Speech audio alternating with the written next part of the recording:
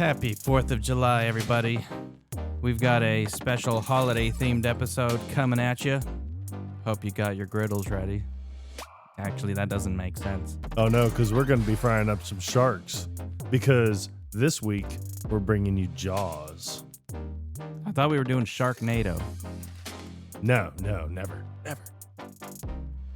All right, well, maybe we'll just switch it up entirely. And for the sake of the 4th of July, we bring you Independence Day.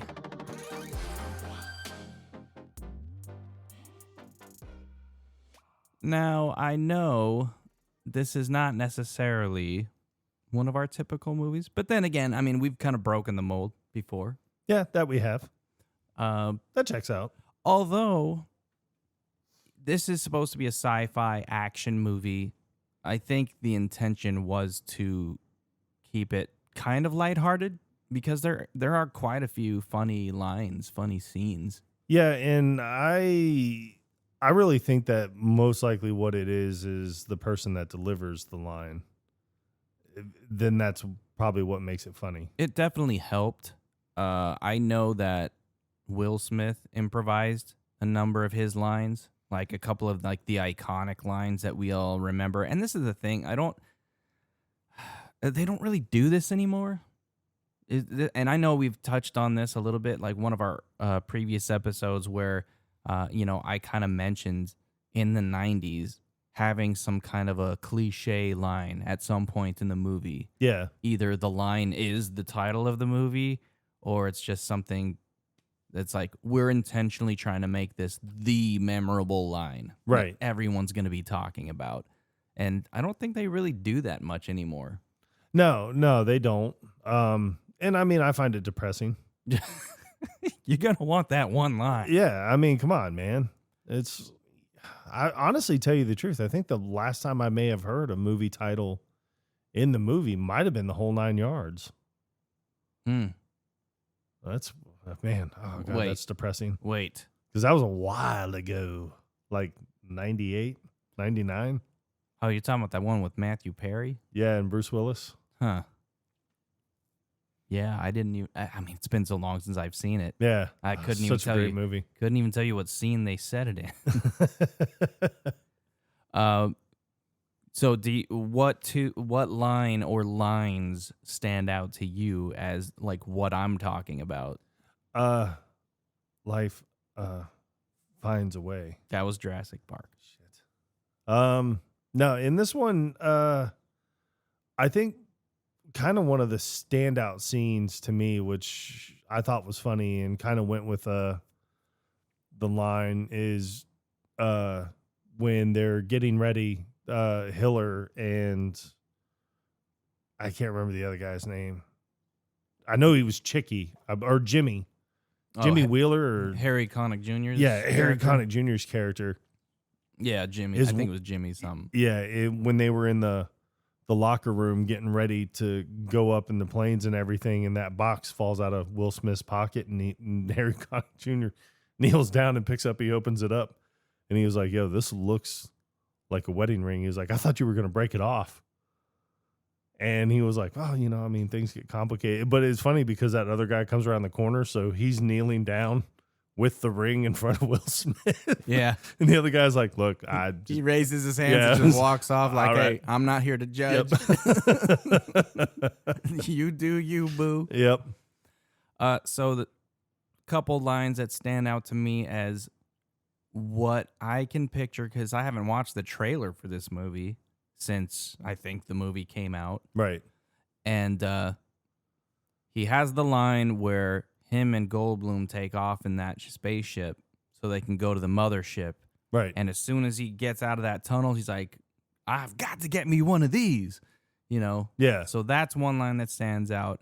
Another one is when the alien that crashes his ship and Will goes, walks up to the ship and he opens the hatch. The alien starts coming out and he punches him in the face.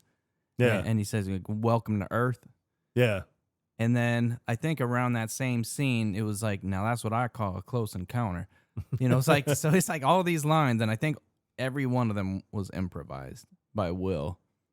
Well, we were just reading the 20 facts about this movie, and Which we'll bring those up later. yeah, but one of the facts was that Jeff Goldblum, I think, improvised a lot of his lines when he was with Will Smith, because Will Smith is just so funny. Yeah. So he had to improvise. I can see that. I feel like, and we had talked about this before this episode, before we even, because you hadn't watched it in a while, so Guys, we watched it last Yeah. weekend just to kind of, brush up on our knowledge before we did this episode. Was the where him and Goldblum are in the ship together, and it's like they have that banter back and forth, almost like they're like a married couple. Yeah. Just like they have to turn everything into an argument. Yeah. And not necessarily to that extreme, but I mean, it was still a funny moment because, first of all, they're about to take off, and Will Smith he's a fighter pilot, but he's never piloted an alien spacecraft before. No. His gut instinct is to push the whatever you want to call this thing. It's The not yoke. really a steering wheel, right? Well, it's a yoke yeah. for like, Yes, I mean, that's it's what got- they say. It's got eggs all over it. Yeah. So he pushes it forward thinking that'll make the ship go forward. No, it does the opposite. And so it kind of crashes, not really crashes. It goes so in much. reverse. It reverses, and then they hit the back side of the hangar, and he's like, oh, well, yep, we got some idiot. So he like flips the piece of paper Yeah. that they had to use for control. Typical blame. That's Mm-hmm. that's what we would do. Someone put the directions up wrong. Goldblum had a good line during that scene where he's like, yeah, let's try that again without the oops. Yeah. And I get the impression he tends to do that kind of stutter, and I wonder if when he does that, that's when he's improvising. Yeah, I don't know. That's a very good point. Because I've never really noticed until like right now when you bring it up. Mm-hmm. Because like even in Jurassic Park, when he's just like, life finds a way. It's like, okay. Yeah. And I mean, I don't think that's the only time that he does it, but his character is kind of interesting to me because he's got the let's save the world kind of mentality. And Yeah, Well- he's very, and I mean, I don't know if Jeff Goldblum is like this in real life, but he is very, we need to recycle. We need to try to keep the earth as clean as possible. But then they find out what the aliens have been doing is just basically going from planet to planet, solar system to solar system, using up all their resources, basically killing off the planet and then leaving going to on find the next another one. planet. So I think that with that being said, like at the very end, I do like the scene, and I think it's funny when his dad is actually trying to I guess I think because I think there's one point where he's like, I haven't talked to God since your mom died, but then it seems like he's worried because he's like, man, we're not going to make it. But then all of a sudden you hear that loud crash and here comes Goldblum and he's drunk and he's just like, what are you doing? He's like, well, maybe if we just mess up the planet, the aliens won't want it and they'll just move on. Yeah. I don't think the 15 pieces of paper that you've thrown on the floor and the one trash can that you've turned over is going to make a difference. That checks out. They're not going to want anything to do with this hangar. Yeah. Get on the phone. This is going to be our hangar. Call Moscow immediately. Tell them what to do. You've got the plan. Just destroy everything. Judd Hirsch had some pretty good lines too. Like I liked his character. Yeah, I mean, but I just love Judd Hirsch. Yeah. I mean, I've loved him ever since Taxi.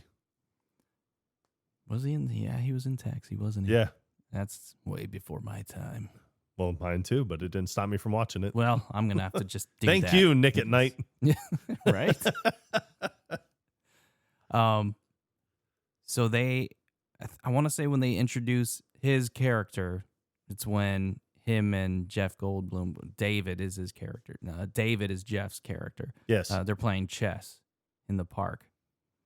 And, they're kind of having this conversation. Judd plays his father, and he notices that David has still got the wedding ring, the wedding band on his finger. So he's like, it's been like, what, 4 years? And you still got the wedding band on? He's like, 3 years. He's like, 3 years. It's like, you got to move on, And so they're having a good conversation, and, David did not want his relationship to end. No. And I kind of like how his ex is part of the movie, part of the story. Yeah. Because she actually works for the president. I want to say she's like press secretary or something. Yeah, I think it's something like that. I don't think it ever really said her title, but I mean, I could see that being the case.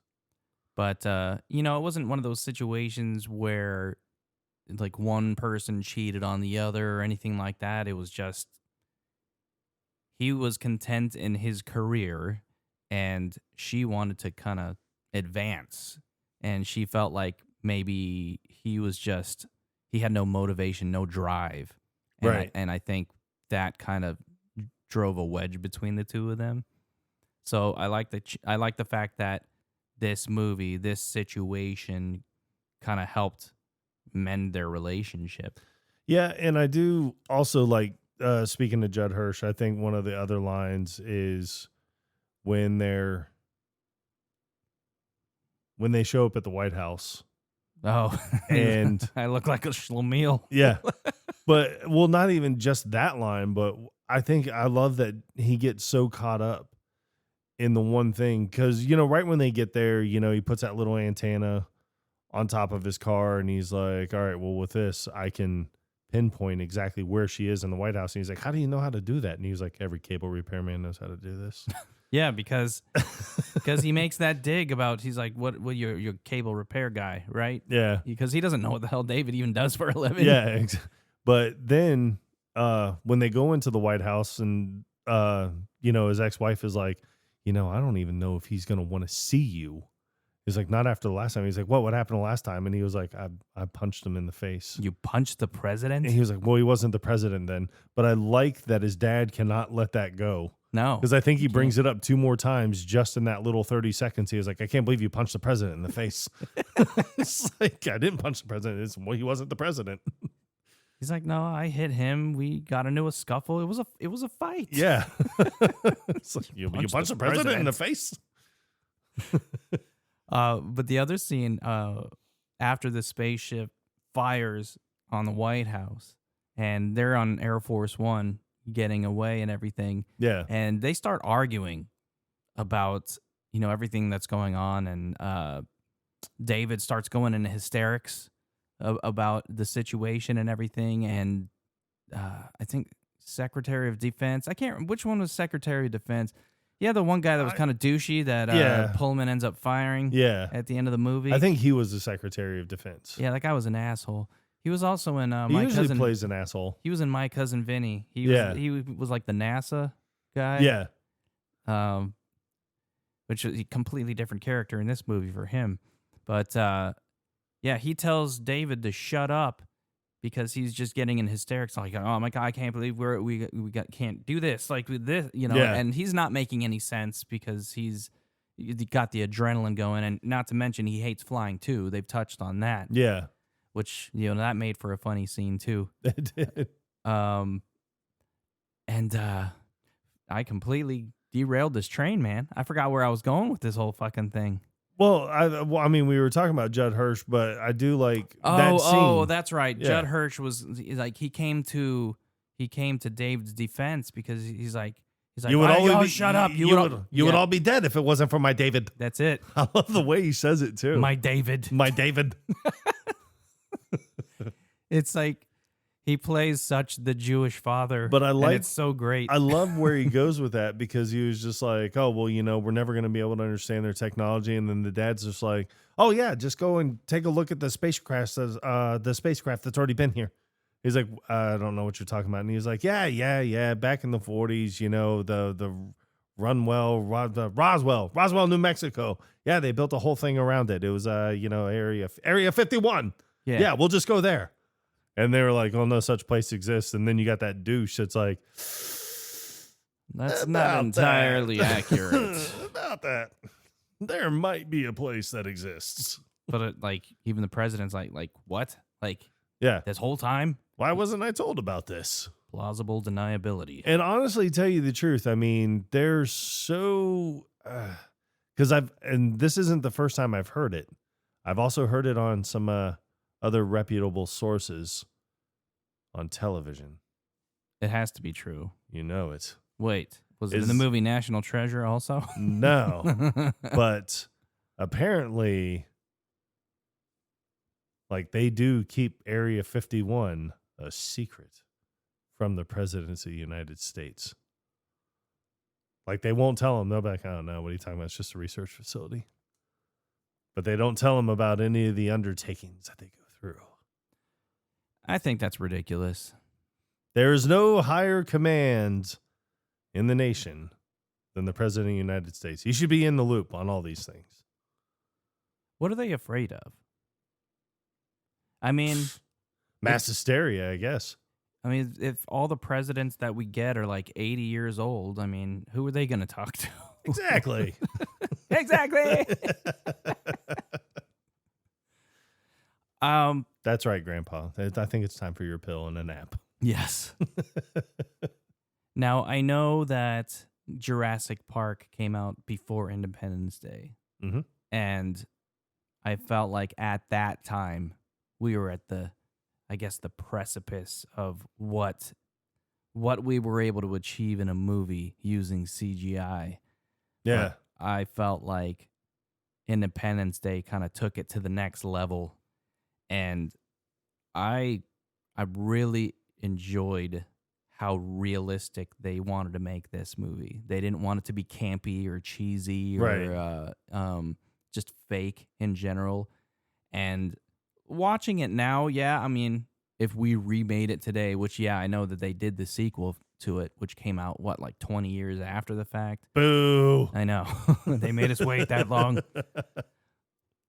But if they redid this movie, I feel like there was only a few things that they would really have to adjust because, like, I like the design of the spacecraft.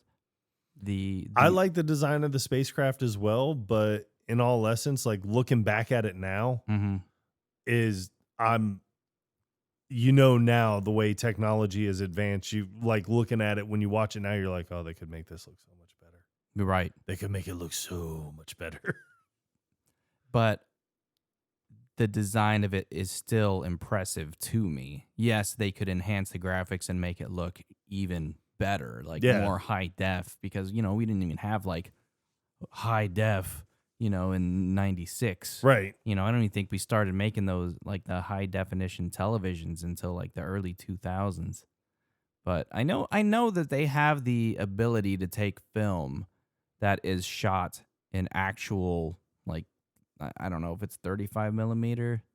I don't know either. Because I know sometimes they'll make adjustments for movies. They'll use different type of film, but they can take film which has the ability to be brought to like high definition. Right. Back then they were only limited to what was capable via projection, like the film projectors or what TVs we had available at that time. But the fact that you can take a movie that was released in like the 80s and they can do like a high definition version of it. Yeah. It just kind of gives you that sense of like what we're able to do based on what the original film was shot on. Yeah. So I think that's pretty cool that they can make those kinds of enhancements. I mean, they do it for video games. I know they do it for movies, but it would be interesting to see how much better they could make this kind of a movie look. Yeah, it would be. It'd be interesting. Yeah. Because, I mean, the movie was already impressive to begin with. Yeah. Yeah. I mean, the movie is very impressive. I remember this is one of the very few times that I actually went to the movie theater to watch a movie. I'm pretty sure I saw it in the theater as well. And I mean, the reason I went to the theater was because I wasn't working at the movie theater just yet. Yeah. So I mean, a lot of people are like, well, how could you not go to the movies? Um, well, one, COVID happened. Two, well, before COVID, like there was I don't know, it was just like a hit on the economy, man. Nobody could afford to do anything. So I think one of the last movies before just a few weeks ago, me and my fiance, we went to the newest Mission Impossible. But before that, I think the last movie that I had seen in theaters might have been Well, we went to Legally see. Blonde or Hold or on. no, Venom. I went and saw Venom with my kid for his Oh, birthday. okay. Oh, I thought we had seen something together, but no, I don't think we did. Um, But when I worked at the movie theater, I used to watch all the movies I wanted. yeah, that's true. I want to say the last movie I saw in the theater was like Deadpool or something, like the latest Deadpool movie. Yeah, see, and I didn't even see those No. in theaters. I waited till the DVDs or Blu-rays. Dividus. But yeah, I don't frequent the movie theater. And you know, back in the 90s, there were movies that were labeled as blockbusters because they drove people to the theater. These were movies that people wanted to see in the theater. They wanted to see it on the big screen with Yeah. the speakers and everything. And Yeah, and I don't think it's really like that anymore. And it's not. I mean, and I believe it's probably because of streaming services. That's exactly what it is. And films are so quick to move from the theater to a streaming platform Yeah. that people are just willing to wait. Like, no, I'll just watch it at home. Well, I do remember one of my kids took his girlfriend to go see the movie If. And they're like, yeah, we're going to go see If, the one directed by John Krasinski. Yeah, that, about the imaginary friends. And, my fiance was looking at me and she was like, well, why don't we go and see it? And I was like, no, because it's going to, no. And they went and saw it and they said it was really good. And I'm like, okay, cool. And then I told her, I was like, well, maybe we'll go and see it. But then the next week it was on Paramount Plus for free. So I'm just like, well, why would we go spend, $25 on tickets? Right. Another $60 at the concession stand. Oh, my God. Just to be like, okay, when we could just sit at home, make some popcorn and watch it for free. Yeah. And it would really take a very specific movie to get me to go to a theater anymore. Yeah. I'm not motivated to go. Yeah. It feels gross anymore. Yeah. And I think it might have been because of COVID. And I mean, I think that's when a lot of the streaming services really took off. They really ramped up. Yeah. Because I mean, I think up until like 2018, 2019, they were still doing the Marvel movies where it's like, okay, bam, like let's put out another Marvel movie. They were back to back. Yeah. And then back to back. yeah, in those, it'd be like, I mean, if I wasn't so busy at that time with, younger kids, school schedules, soccer practices, everything like that, and trying to hold down a full-time job while being at the time a full-time single father, to two kids, then yeah, I probably would have went to the movies a lot more. Yeah. I mean, I definitely remember going more frequently. I mean, I would go with my friends to see certain movies, and it's few and far between anymore. Yeah. Like, I don't think I go once a year, honestly. Maybe once a year, if that. Yeah. I mean, a lot of times, like if I go out to visit my dad, for instance, we usually will go find a movie that's playing.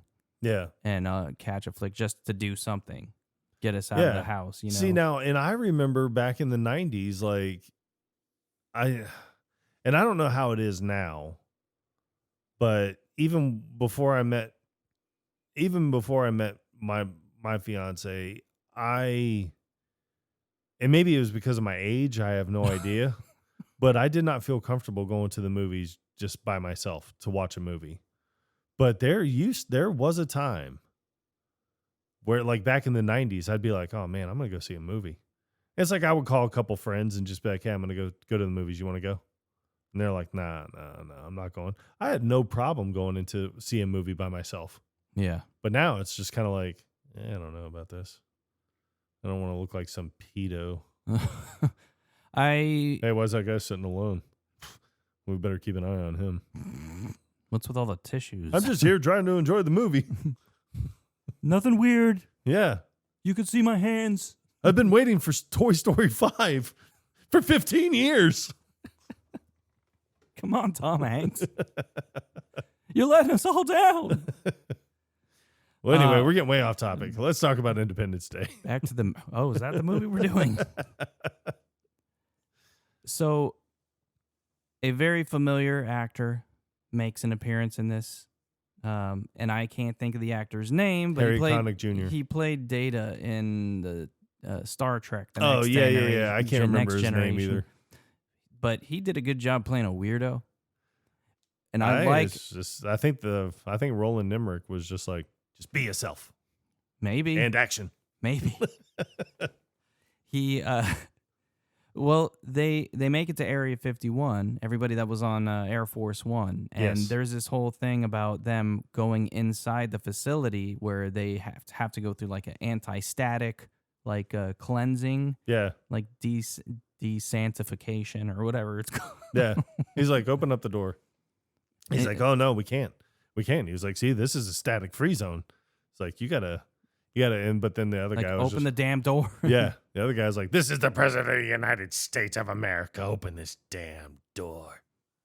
But everybody's in there dressed like Oompa Loompas, and they're like looking at the people walking in. Like, what are you doing? Like, hey, we had to get in the suits. We had to go through the whole thing. Yeah. And you're just walking in here all willy-nilly? I can't remember that guy's name, but his like Secretary of Defense, like the general. Yeah. He has probably the best line in the entire movie. I love it. I've always loved it. At the very end, when they find out, or because David and Captain Hiller, Will Smith's character, they fly out to space to infect the mothership with a virus. So basically, it'll shut down all the defenses. And then I can't remember his character's name, but Randy Quaid. Oh, Russell Casse. Yeah, Russell Casse. But he is so looking forward to getting back at the aliens because 10 years ago he was abducted and anally probed. And he's like, he's like, this is my chance for payback. So he's going to take it. So when they figure out how to take down all the motherships and everything, that's when the Secretary of Defense, or not the Secretary, the General or whatever, and he was like, that's it, send it out on the wire and tell them how to take these sons of bitches down. Easily the best line of the entire movie. And I think that I want to say that the gentleman's real name is Sal Logia, but he was in Necessary Roughness when we did that episode. He played the assistant head coach. You definitely recognize him. He's been in numerous things. Yeah, numerous things. Yeah, he's just one of those actors where it's like you recognize him, but you don't ever remember his name. Yeah, but it's the way he says sons of bitches. The best way I've ever heard it pronounced. So they did a couple of character introductions. So they did the one for David, which I don't know what his last name is, but the Jeff Goldblum's character. They do one for David Hiller, where him and his soon-to-be fiance are they're sleeping, and then they feel the ground shake, and then kind of wake up, and he's like, "Oh, was that another earthquake?" And then his girlfriend, I guess played by Vivica Fox. Yeah, she's like, "It's not even a 4-pointer. Just go back to sleep." Yeah, but I don't feel like they took too much time revealing the aliens. Like, they kind of got down to brass tacks with this one pretty quickly, where it's like they discover that there's something going on. They pick up the audio signal that's coming from around the moon, and next thing you know, they're 25 minutes away from being inside the Earth's atmosphere. So it's like they didn't hesitate to get the movie going. Right. Which is what you want for a movie like this. You don't want to linger on and drag it out until they actually get here, and then you get like 20 minutes of action at the end. Right. No, they wanted to get the aliens here. They wanted you to contemplate what they're actually there to do. And I want to say when this movie came out, they didn't want to reveal a whole lot. They didn't want you to know that they were there to like attack everybody. Right. It wasn't like the day the earth stood still kind of situation. They wanted it to have that kind of feel, I guess, but with a modern vibe. But they didn't want to tell you too much. They wanted you to go see this movie and find out for yourself. And I kind of like how they did that. But yeah, they did the introduction with David and that kid that was in it. Like, wasn't he in a couple Boys to Men? episodes? No, wasn't he? Yeah, well, yeah. Yeah. Wasn't he in The Fresh Prince of Bel-Air like a few episodes? Or they brought him in like later on in the series? Probably, because that's how acting works. Right. Yeah, they just recycle everyone. But I like how David's character, he goes to the bathroom and then he looks out the window and he all the sees neighbors are packing up the cars and everything. He's like, Jasmine, you ain't gonna believe this. Neighbors are moving out. He's like, one little earthquake and they all the running. ground starts shaking, they go running. But then he goes out, and I like how long it took him to see the spaceship. Typical dad move right there. Right. It's just, okay, whatever. He doesn't Then look, the kid comes in. He's like, what you been doing? He's like, shooting aliens. Mm-hmm. He's like, okay, yeah, cool. I'm shooting the aliens. All right. So he bends down to grab the newspaper, and then he looks over to the right, and he sees like all of the neighbors are packing staring up. and like staring, pointing, and packing up. And then he looks to the left. All the neighbors are staring, pointing, and packing up. And then he looks up. Yeah. And then he sees it. Yeah. But it's funny because even Jasmine comes outside, and Do you want some coffee? David is just like staring, not even paying attention to her. And he's like, what's the matter? What's wrong? It's like, I'm sorry, but if I walked outside, that would be the first thing that I saw. Yeah. How do you miss that? He probably missed it because he tripped on the little scooter thing. Well, no, her. Oh, yeah. How she missed it? I Yeah. have no idea because women catch on to everything. Don't get me started. Actually, what the hell would I know? But so they did that introduction, but then they did the introduction for Randy Quaid's character, Russell Casse. His introduction was easily the best. It was hilarious. Yeah, because he was a former fighter pilot back in, I think, like Vietnam or... Yeah, it probably would have been Vietnam for him. Now he's a crop duster. Yeah, now he's a crop duster, which is a real job, not someone that passes gas while they walk by you. It's both. But the fact that he's crop dusting, he's drunk. Yeah. And I don't know if he just became a raging alcoholic because of his Anal probing? Yeah. Probably. I mean, That checks out.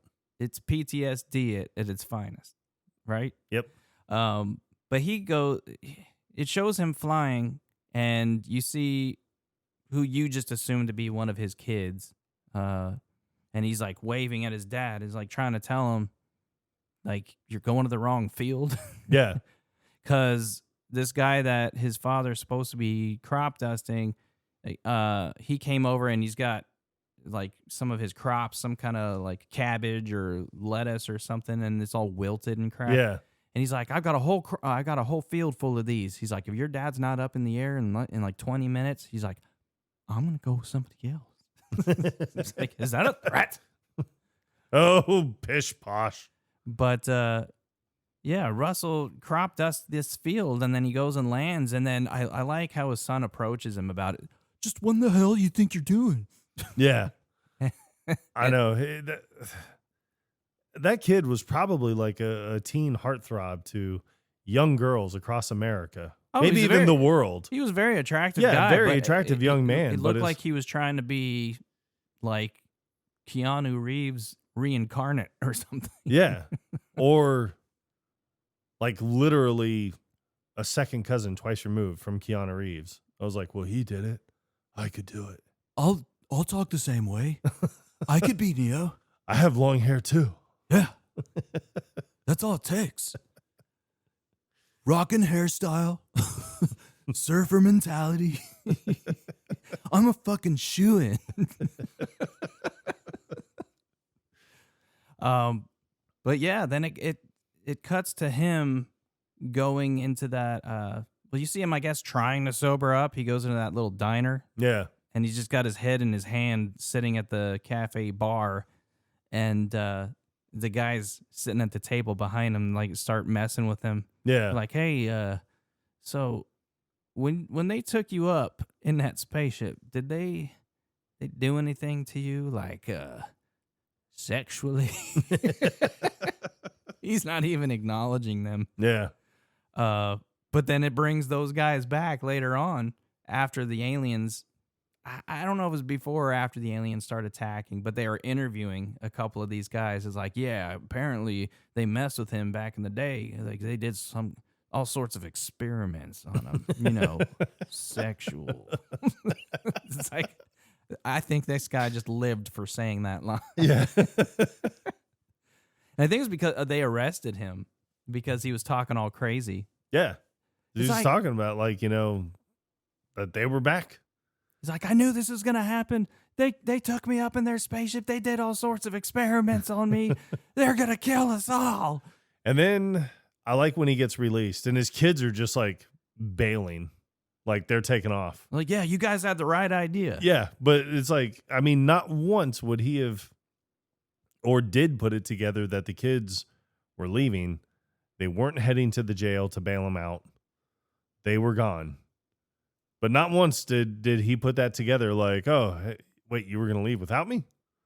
Like, whoa. Yeah. I mean, I commend you on your choices.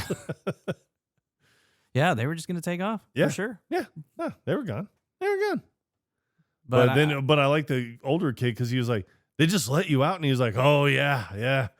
Figured they got a bunch of other things they got to worry about now. They've got bigger fish to fry. Yeah. Is his line. I'm like, I don't know if that really applies here, but okay. I don't know if you saw the alien activity, but I called it. But I pointed this out when we were watching it last weekend when he looks up and he sees all the cars on the road and he does this motion with his hands like, look at that. But he does it all drunkenly. Yeah. And just the look on his face afterwards is like, look at that. He looks so dumb.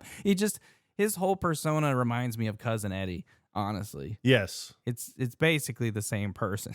I mean, it's the same actor. They're both. But it's the same person. They're both. I thought your name was Eddie. No, it's Russell Case.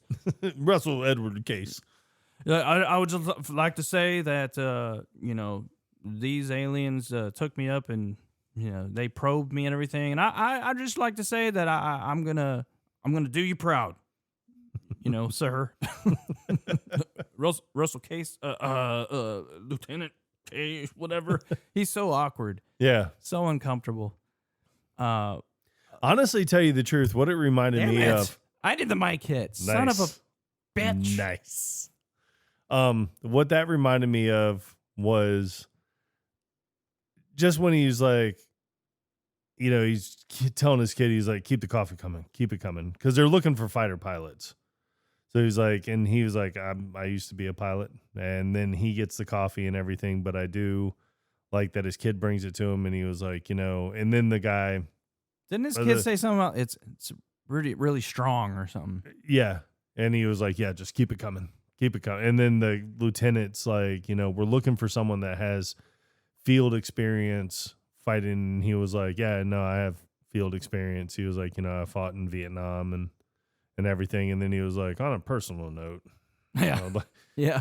But what that reminded me of, and I don't know why, this is two totally different movies, but the scene in Liar, Liar, when Jim Carrey's like, I'm a little upset about a bad personal sexual episode I had last night. Yeah. Totally irrelevant to anything going on. No, but I can see the connection though. Yeah. I don't know why, but Right. Every time I have seen that movie and every time I have seen that part, that's exactly the thing that I think of is just Jim Carrey spewing that out. Well, I'm sure it won't be the last time. Yeah. But now, as enjoyable as this movie was, there were certain aspects of it that I found to be pretty far-fetched, pretty unbelievable. And one of those scenes is when the spaceship basically demolished LA. Yeah. And Jasmine and her son and the dog, they're all in the car. They're trying to escape. And this blast goes off and they're in this tunnel. Yes. Everybody's getting out of their car and trying to run to safety. And it's like, there's nowhere to go. Yeah. And she's got the street smarts because she's a dancer, if you will. Exotic. Yes. Not ballet. Not ballet. Not even a little. And she finds this maintenance door inside the tunnel with a padlock on it. And she's just able to use her muscular legs to kick this door open. Yep. Okay, so she goes inside this maintenance closet, if you will, whatever it is. Yeah. And then they call for the dog. The dog is just... He's just sitting in the car. Hi, everyone. That's a bright light. So they call the dog to get into the closet with them, and that's the last thing you see is the dog jumping into the closet. As the flames go by. They don't close the door or anything. They Well, it would have doesn't fried matter. to death. Yeah, even if they had closed the door, they still would have fried to death. Yeah, I think so. Because, but then again, you wouldn't have the romantic scene when they get married, and then Jeff Goldblum and his ex-wife wouldn't be sitting there, and she looks over, sees that he's still got the wedding band on. Still has his wedding band on, and then it's like, okay, now we have to get remarried. It just wouldn't have worked. Yeah. So I just thought of this. So, we talked about the scene with where the wedding ring falls out of David's locker. Yes. And Jimmy holds it up and everything. But before that even happens, David gets to the base and everything, and then he's like, I see this mail is still working. He's got the envelope that's wedged in his locker, and he just kind of like leans up against the locker. He's like, I can't do this. He's like, would you do the honors? So he hands the envelope to Jimmy, and then he, is being a smart Alex because they have that kind of relationship where they can joke around with each other. So he starts reading this letter because he had applied for NASA. Yeah. So he's like, Dear Captain David Hiller, loser. Yeah. And he's like, despite your whatever credentials and impressive, yada, yada, we yada. Regret. He's like, he's like, just get on with it. He's like, yeah, we regret to inform you that, whatever. And he's like, I'm sorry, man. Yeah. Oh, hell, I'm just talking out of my ass. I didn't mean any of that loser business. I was just spewing a second ago. But before they get the chance to get in the jets and fly to try to destroy this mothership, or this one ship, I don't know why I keep calling it the mothership, that one of these ships that came to the Earth, they're having their pre-meeting, whatever the hell you want to call it. I can't think of the name. I'm just drawing a blank here. It's like the discussion just leading up to like how we're gonna attack this thing, like how we're gonna approach this, almost like a board meeting, but not. It's military. I guess Jimmy had asked him if he was scared, and he's like no, no, not really. And he's like, are you? And he's like, no. But then he like leans his head on his shoulder and he's like, hold me. And that's when the general is like, he's like, you have something that you wanted to add, Hiller? Like, nope, absolutely not. Just anxious to get up there and kick ET's butts, which gets a good laugh. He's like, well, you'll get your chance. And that was I always confuse him. I feel like he played a father in another show. Yeah, most likely, because that's how acting works. Once again, there are lessons to be learned in this episode. I was going to say he was the father in the Wonder Years, but that is not true. No, but I do want to say that the father from the Wonder Years does have a small little scene in this movie. He does. He does. I can't remember which part, but it's closer towards the beginning. He was another military official, Yeah. right? There are some other. Honestly, tell you the truth, the guy that it reminds me of that's doing the briefing with all the pilots. Was it that show Life Goes On? No, he reminds me, and I mean, I could be wrong. It's been 7 days since I've seen the movie, but he reminds me of the guy in Ted, the store manager for the convenience store that Ted goes to work at.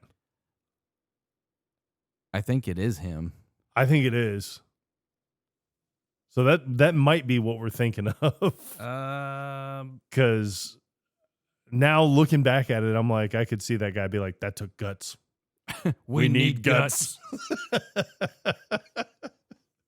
Oh, man. So. Holy shit. I think it is him from Life Goes On. Sweet. And salty. For those of you who are not familiar, Life Goes On was a show that ran from 1989 to 1993, where they had a son that had Down syndrome. This is like the first show that I think they ever, touched on anybody that had any kind of a handicap. Yeah. And his name was Corky Thatcher. Oh, yeah. Right. I totally forgot about that show. The actor's name that played the father is Bill Smitrovich. That checks out. And I'm looking through his IMDb catalog and just going to see if I can see Independence Day, because I want to say that we're right, but he is listed in Ted too. Yes. Solid. Because that's how acting works. Right? Oh my God, it does. Now, there's another recognizable character in this movie, and it's he was in another movie that we just did recently, and that was The Birdcage. Yes. And his character is hysterical. Yeah. But then again, like, everything he did was hysterical, and I don't know if it's because of that voice that he does. No, it has to be the voice. Oh my God, I gotta call my mother. David, how come I just sent my mom to Atlanta? He's like, everybody get down into the basement. There used to be a fallout shelter. I do like it when he's talking about... I gotta call my brother. I gotta call my babysitter. I gotta call my lawyer. Actually, forget about my lawyer. Yeah.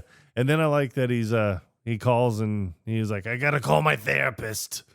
And then he was like, no, I pay $300 an hour. You can put me through to his house in the Hamptons.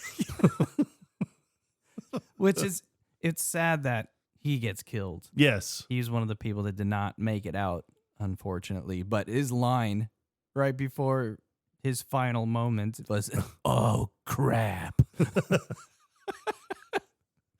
Easily the best death ever. But what's his Goldblum's character? I feel like I've been calling...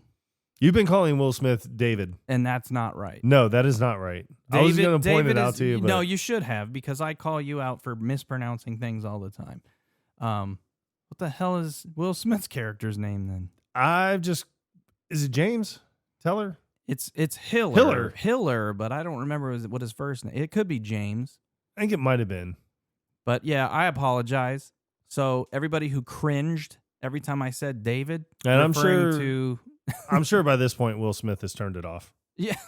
Turned off this episode. He probably, rightfully so. Man, these fuckers don't know what the shit they're talking about. I'll just call him Will.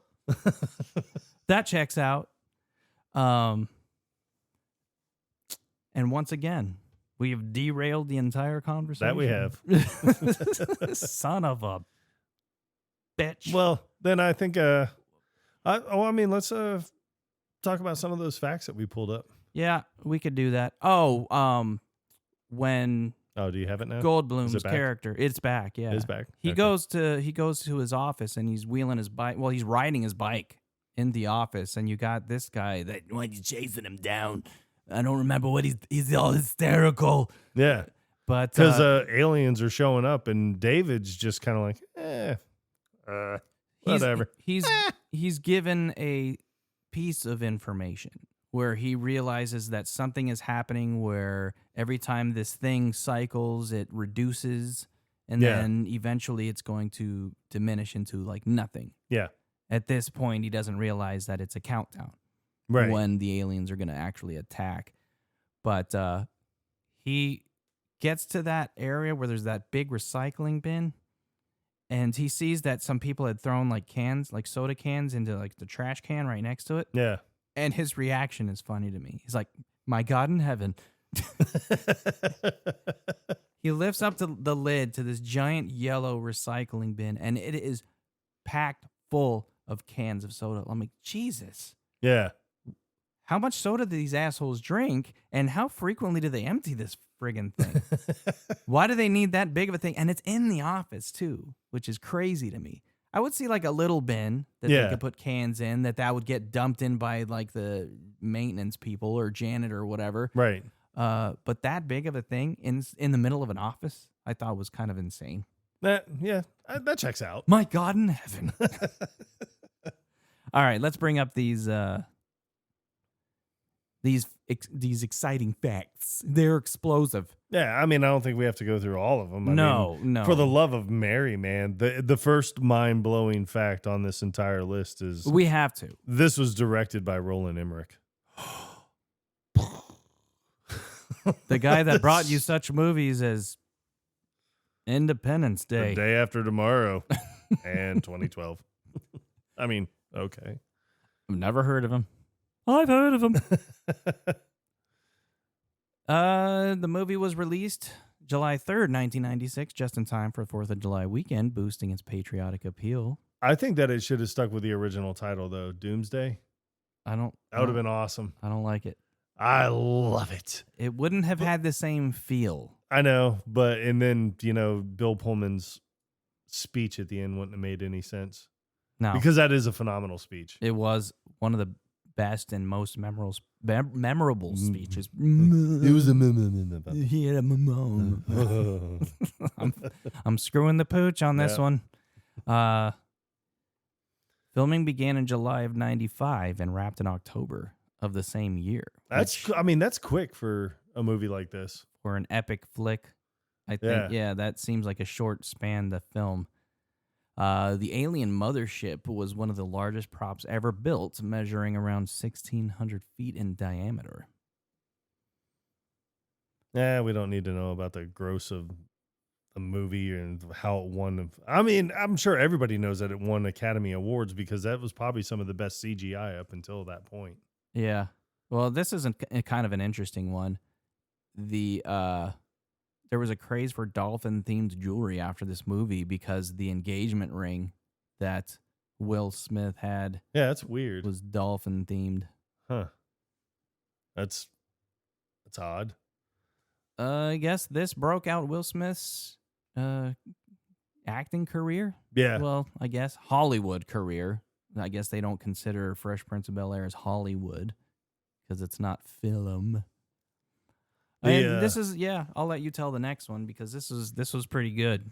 Yeah. Oh, Ethan Hawke was originally in mind for the Will Smith's role. Easily one of the funniest stories I've heard in my entire life. I just watched this clip recently too. I mean, I've seen it several times, but it just popped up in my feed the other day. So Ethan Hawke was handed the script, and he read through the script, and whoever was in charge of the casting and everything, they were like, "Man, we really want you for this movie. We really, really want you for this movie. It's going to be huge." Even his agent was like, "This is going to be big. Like, come on." So he's reading the script, and he's like, "What are you talking about?" He's like, "This script is terrible." He's like, "This is horrible writing." He was like, "Oh," so he took the script on a road trip with some buddies, and he's reading the script to his buddies, and when it got to the point where he's like, "Oh, kick ET's ass," all of his buddies are like, who the hell writes this crap? So he threw the script out the window on a highway in Texas. Lame. Yeah. And he said when he was like, so when it came out, he was like, I went to the theaters to see it. And he was like, obviously it was sold out. He was like, so I sat in there just kind of half covering my face, like, all right, no one's going to notice me. And then that line comes up about kicking E.T.'s ass. And everybody just, he's like, it's the biggest round of laughter I've ever heard in my entire life. And I just put my head in my hands like, damn it. I've screwed it. This could have been me. The only mistake that I can think that's worse than that is the salesperson that refused to help Julie Roberts' character in Pretty Woman. Yep, exactly. Big mistake. Huge. As you may know, Jeff Goldblum and also Will Smith improvised many of their lines. Now, this one I didn't really know, but Judd Hirsch, who plays David's dad, he's only 18 years older than Goldblum, so they had to age him. I didn't realize that. Really? Yeah, because I thought he was older. Huh. Well, he was convincing as an older man. Which is, that kind of reminded me of after, or I guess everybody was trying to evacuate and everything, and David goes to his dad's house, and he knocks at the door, and he comes out with a shotgun in his hand. And David, like, grabs it with his fist to, like, you know, move it out of the way so he, like, doesn't accidentally get his head blown off. Yeah. But but he's saying, yeah, you still got the Plymouth or whatever. He's like, yeah, but you don't got a license, David. He's like, no, but you're driving. He's like, I'm driving. What do we go? Where am I driving? But after that, when they're going to DC, he's like, look at this. Everybody's trying to get out of DC. We're the only schmucks trying to get in. Matthew Perry was cast as Jimmy Wilder, but dropped out, and that role was later taken on by Harry Connick Jr. I don't know why. I'm wondering why Matthew Perry would have dropped out. I wonder if that was like a drug thing, like a rehab situation.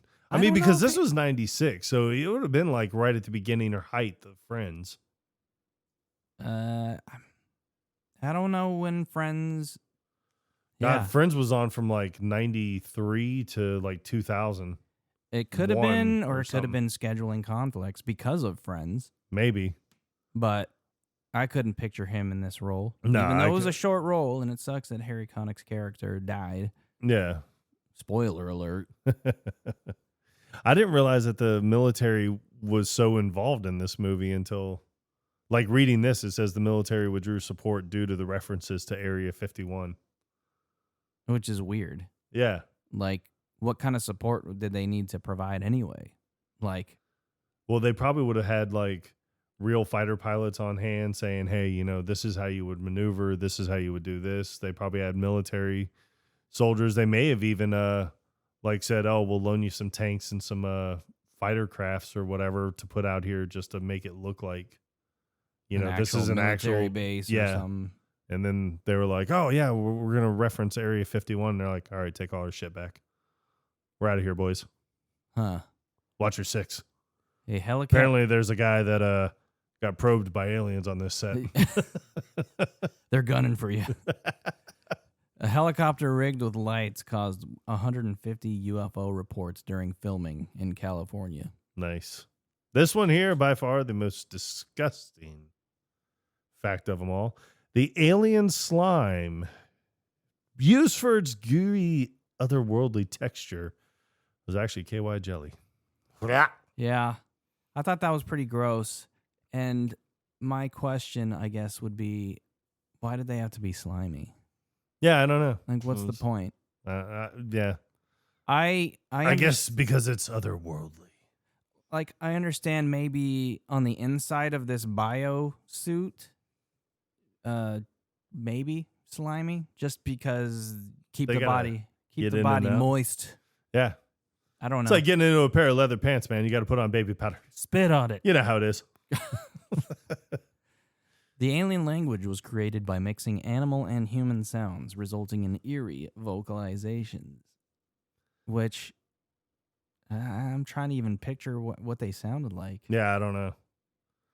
Well, it's like I heard and I mean we'll cover it when we do Jurassic Park, but like the T-Rex sound is something completely different. Like it's not even anything. I think I read that it was like they used the combination of like a whale sound with a dog and maybe like a chicken. Yeah, it's like they combined a bunch of them. Yeah, it's something weird, but I'm just like, well, that's interesting. That's interesting, man. That's fucking interesting. So they had so they used a certain combination for the T-Rex, a different one for the Raptors because the Raptors sounded unique. Yeah. And then the last fact on here, which I thoroughly love because because of the X-Files, because I'm a huge fan of the X-Files and everything. But when the X-Files was on, David Duchovny played Fox Mulder, and Gillian Anderson played Dana Scully. Mm-hmm. Gillian Anderson in the movie was the skeptic. She didn't believe in aliens, didn't believe in ghosts. Mulder was all in and was like, bam, like, no, ghosts and aliens are real. They're a part of this world. And they, but in real life, it's actually reversed. David Duchovny does not believe in ghosts or aliens, but Gillian Anderson is a huge supporter that there is life on other planets and ghosts do exist. But it is the same thing here. Roland Emmerich, who directed the movie, does not believe in aliens. So I just looked up why Matthew Perry dropped out. And this is what I'm informed. Take it with a grain of salt. He dropped out shortly before filming began. The exact reason for his withdrawal hasn't been publicly detailed, but it wasn't due to controversy or creative differences. It seems to have been a personal decision or scheduling conflict. Interestingly, his departure opened the door for Harry Connick Jr., who stepped into the role and brought a memorable charm to the character. And in a fun twist of fate, Matthew Perry's father, John Benet Perry, still appeared in the film as a Secret Service agent protecting the First Lady. Awesome. That is pretty awesome. And speaking of charm and memorable scenes, in that same scene in the locker, I love when he does that thing about getting on his knee. He's like, you got to do some serious booty kissing to get ahead in this world or whatever. He's like, I like the one knee approach because it kind of puts the booty like right in the face. And that's what led to the whole confusion, you know, when he picks up the wedding ring and he's holding it up. And the guy thinks that he's proposing to Will Smith's character. Hey, man, you guys do you. You do you, boo. Any last thoughts before we wrap this one up? Nope. All right. Well, you know, I just got to do what I got to do. I know. Whatever. I know. Pucker up. Boo. Boo. Well, happy 4th of July, everybody. There it is. There it is. There's that intro, outro music. Happy 4th of July, everybody. We didn't post this on Monday because we wanted to surprise you with a Friday, July 4th posting. Yes. That I know you're going to listen to today. Yeah. Because you have nothing better to do. I know. I mean, it's not like you're going to a barbecue or going to hang out by the pool or watch fireworks later. Nope. Nothing. Nope. You're going to snuggle in with us and talk about this movie. That's what I love about our listeners. That we committed. barely touched on. Who were you touching on? We touched on every other movie. Stop touching things. Hands off. All right. Well, like I said, happy 4th of July. Be safe. Enjoy. And until next time. Quotable Podcast out.